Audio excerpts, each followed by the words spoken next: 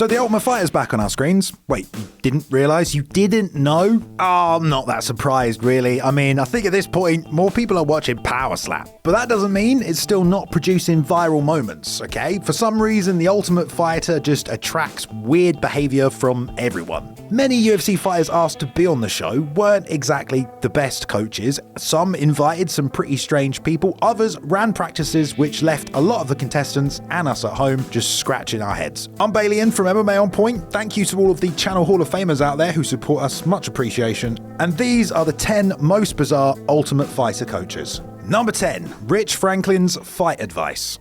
Season 4 of The Ultimate Fighter was the first time the UFC decided to bring back old fighters to give them a second chance at making it. This season was full of guest trainers coming in to coach the fighters, and the winners of the show were going to get a shot at the current champions, which were Rich Franklin and George St. Pierre. This was before Rich lost his belt to Anderson Silva, and when he showed up halfway through the season as a guest coach, it wasn't really then that surprising that he seemed pretty disinterested immediately. I don't mind showing these guys some stuff. I'm obviously not going to give away all my secrets. We'll see how much coaching is compared to how much sparring I'll end up doing, because I'm fighting one of these guys at the end of the season. So at first, Rich Franklin was a coach that did, well, nothing. Rich Franklin to me was a bit of a disappointment. There wasn't much that he could do for us. He didn't really coach us. He didn't train with us. He didn't spar with us. It was almost like Rich was coming to scout out the guys that he might possibly fight. Okay, well, that's not entirely true. Okay, he did have one bit of bizarre advice for Matt Serra to help him get the fight to the ground. Hop down like on one knee into a wrestling stance. And you take, you're like, hey, I never thought of something like that. That's interesting.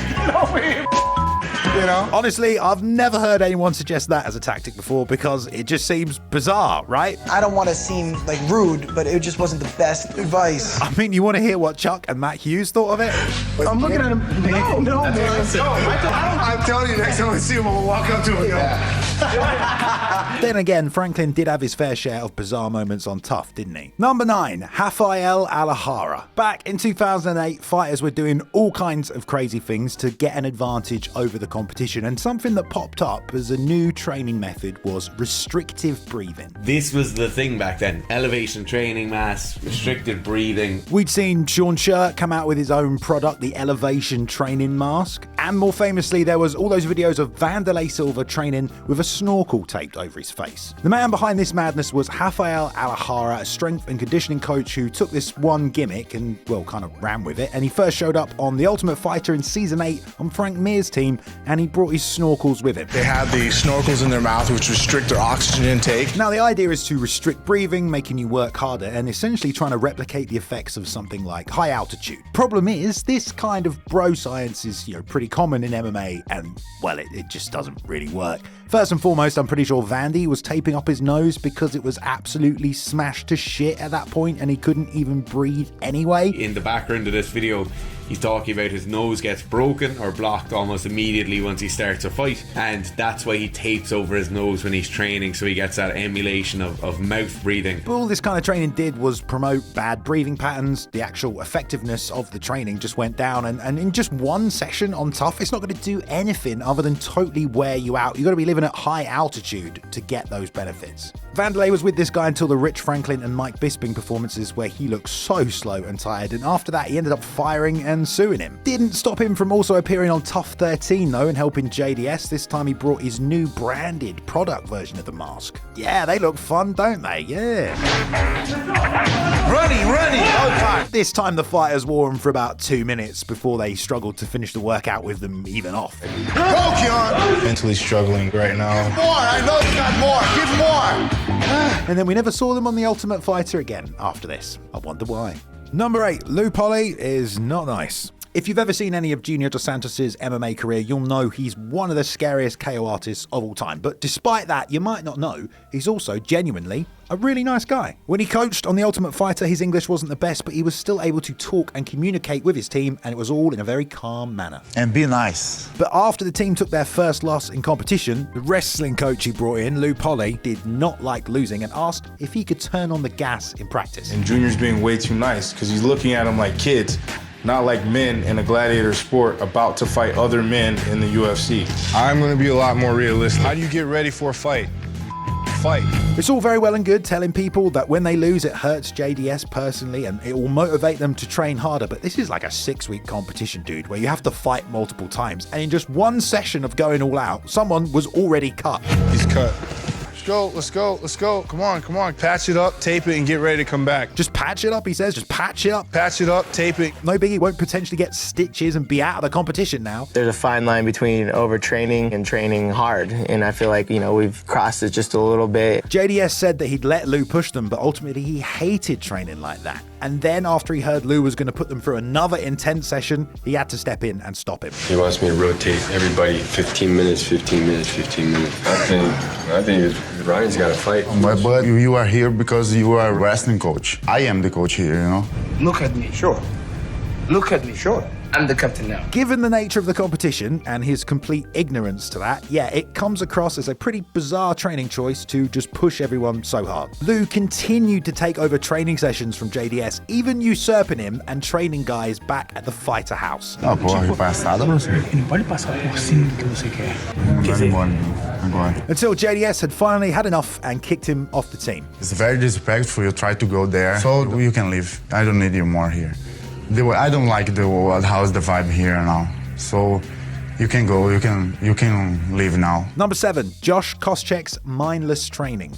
So if you've watched any bits of The Ultimate Fighter, you've probably seen the season with Josh Koscheck and GSP. He threatens to motorboat him. He starts picking fights with a male nurse, right? It's reality TV. None of this is that bizarre. What kind of was, though, were his training methods and just general decision-making as a coach. I mean, right from the get-go, Josh made it very clear he was super competitive and really wanted to beat GSP.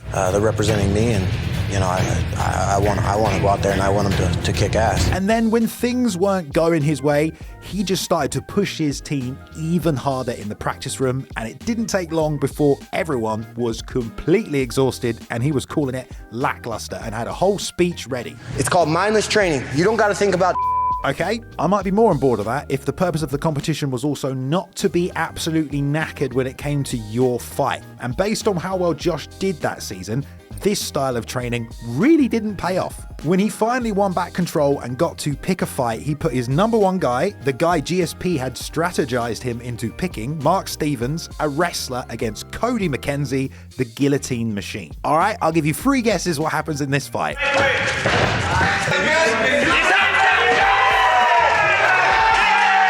Man, oof. Honestly, the atmosphere in the locker room afterwards pretty much sums it all up.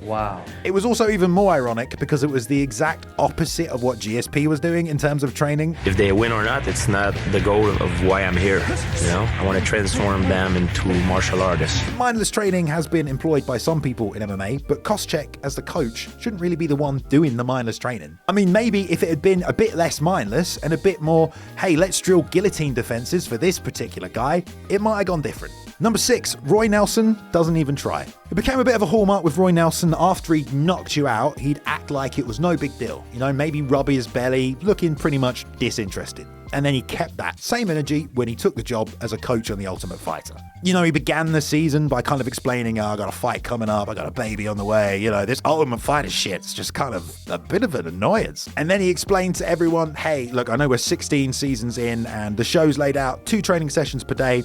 Well, we're only going to do 1. They're starting to get a little bit frustrated about not getting to do 2-a-days. Can't do a 2-a-day on a Monday. Absolutely. In episode 4, he then decided that the best way to match fighters was just to have them draw straws. Sure, why not? We're going to cut straws and we're going to draw straws and see who gets the next fight. If you get the straw, you can either pass it on to the next guy or you go, I want to fight next. Seems pretty stupid when the idea is to match fighters up according to their skill set. And as a result, Julian Lane had to fight a wrestler and he got fucking dominated.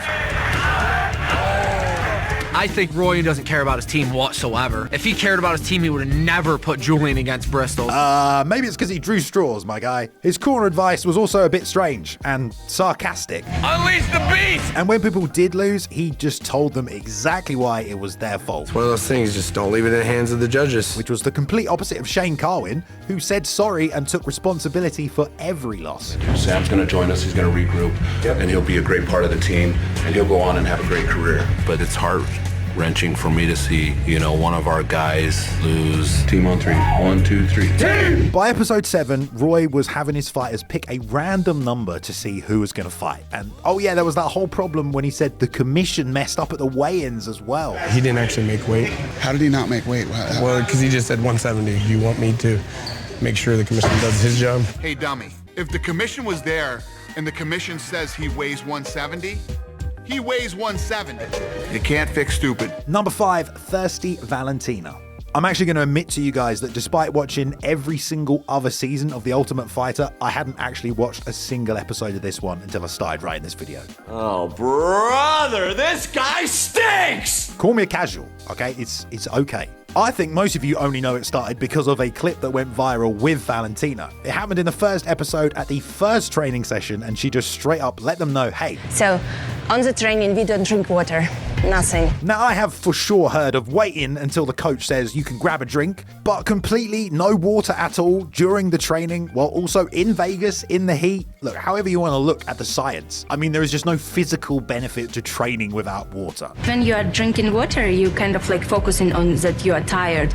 Yeah, just a little higher to watch any of that without focusing on just how dry her lips are and how desperate she looks for even a little sip of water. Definitely right. Okay, it can help you mentally, but these guys have to fight like 4 times in 6 weeks, and it's just a little bizarre. Number 4, Conor's coaching. Right after Conor won his interim title against Chad Mendes, he stuck around in Vegas and jumped right in to film a season of The Ultimate Fighter against Uriah Faber. Super impromptu, totally pointless as the two of them were never going to fight, and even in that we saw some kind of strange behaviour from Conor. Throwing sunglasses at the cage, sweating through expensive shirts, and, well, just letting John Kavanagh run most of the training, to be honest. Seeing him come back to coach against Chandler, though, was a whole other story, and we saw Conor teach some pretty interesting things in the training room. First of all, when it came to picking teams, Conor decided to pick all the newcomers, going up against all the UFC veterans, which, I don't know, at least to me, immediately seemed strange, as the vets surely had a massive experience advantage, and he got dominated on the season. It was definitely cool to see him in there with the fighters and coaching them,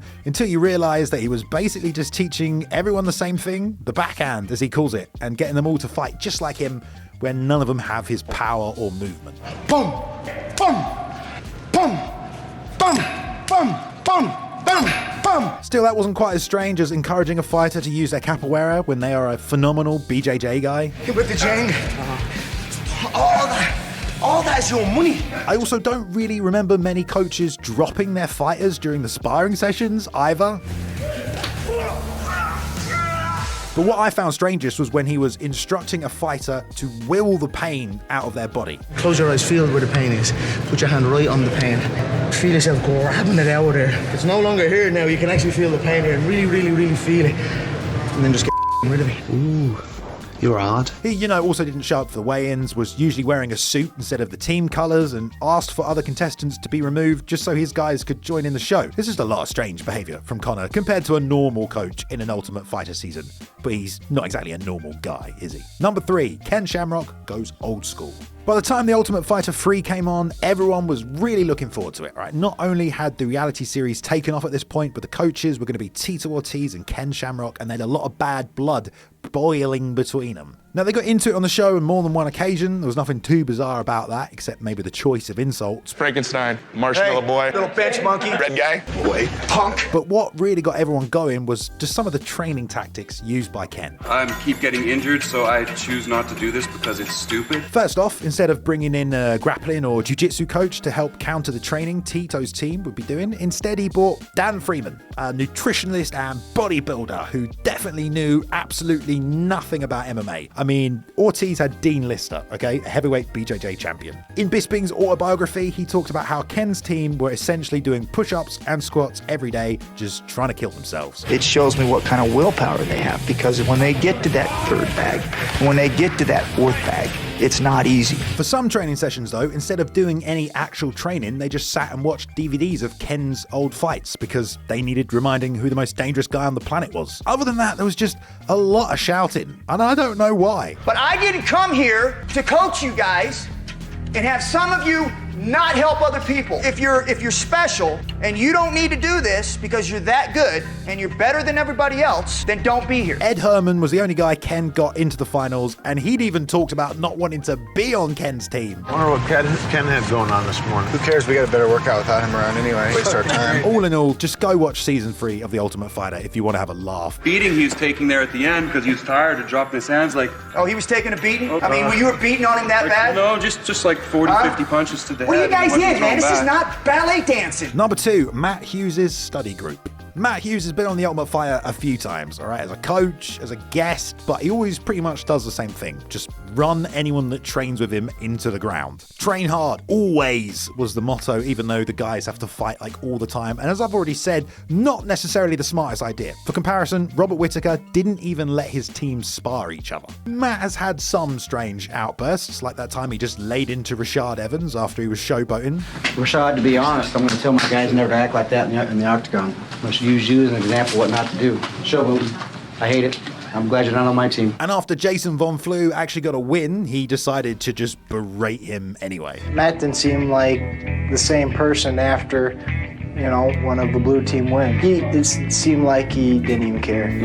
I could have lost Jason and not been too worried about it. But for me, the most bizarre moment was in season 6. Instead of running the practice, he just handed out everyone a Bible. First book I want you to read is Esther. He was giving them homework like it was part of the tough assignment. Apparently, Matt Hughes has decided that we need Bibles for Bible study. And I want you to tell me who I would be in the book of Esther. To be fair, he did say after if they didn't want to sit and read, they didn't have to, but what are you going to do? Go smash the heavy bag while everyone's doing fucking Bible study? You definitely don't have to read, but that is an interesting book. Yeah. And number 1, Jean-Charles Skowalski, aka the drunk French guy. Okay, pretty much a legendary story amongst the MMA community is what happened on season 12 with GSP when he brought another guest coach onto the team. Someone no one had heard of, but everyone now remembers as that drunk French guy. How do you say his last name? Skarboski? Jean-Charles Skarboski. Yeah. What a character. GSP first sat everyone down and tried his best to summarize the man that was about to walk through the doors of the tough gym, while everyone kind of looked a bit worried why he was getting such an introduction. If I've seen some guy try to prove a point with him and try to go hard in Muay Thai, he's gonna knock you out cold. He's a character, okay? This guy was a French Muay Thai champion lunatic, and he walked into the gym after a 14-hour flight to Vegas, still drunk as balls and ready to teach them motherfucking Muay Thai. Please be careful. He did a long ride from Paris to come here. Apparently, John Charles, he only sleeps like 3 hours a night, and before practice, he gets wasted. It was definitely bizarre to not only see some hairy, shirtless drunk dude you've never heard of walk in the gym, but then effortlessly beat the shit out of all the UFC contestants. If it was 2024, Dana would have signed this guy on the fucking spot. I remember the producer of the show, The Ultimate Fighter, he was supposed to stay 1 week. The producer was telling me, hey, can we keep him for the rest of the show? I'm like, because it was good TV, Right. The look on everyone's faces says it all. You've got an out-of-shape Frenchman who's just destroying the best tough has to offer. And please, Dana, let's get him in the Contender Series or something. Right then, everybody. I hope you enjoyed that one. Some pretty bizarre moments to happen on The Ultimate Fighter. The whole concept of The Ultimate Fighter is pretty bizarre, if you ask me. Big shout out, as always, to all you Hall of Famers out there as well, guys, for supporting this video, supporting the channel. We appreciate you guys very much. If you want to join them, you can click the link down below. Just $2.99 for a subscription here, for a place in the membership program here, MMA On Point, unedited podcast, writers meeting access. Shout out to Luke Taylor, the editor for this video. Guys, please check him out on social media. Give him some thank yous and some support. He worked very hard on this video, as he does every single video, okay?